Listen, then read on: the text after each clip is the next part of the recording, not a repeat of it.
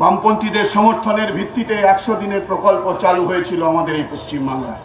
বামফ্রন্ট সরকারের সময় 100 দিনের প্রকল্পে আমরা ছিলাম ভারতবর্ষের দিকে, সামনের দিকে। বামফ্রন্ট সরকার ত্রিপুরায় যতদিন ছিল 100 দিনের প্রকল্পে ভারতবর্ষের মধ্যে ফার্স্ট হয়েছিল ত্রিপুরা।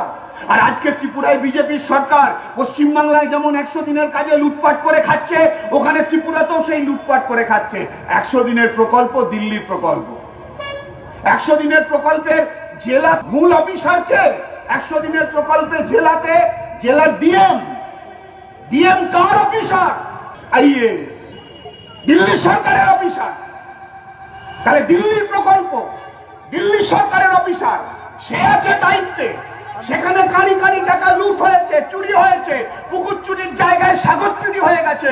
দিল্লির সরকার পশ্চিমবঙ্গের তৃণমূলের কোন জেলা পরিষদের সভাধিপতির নামে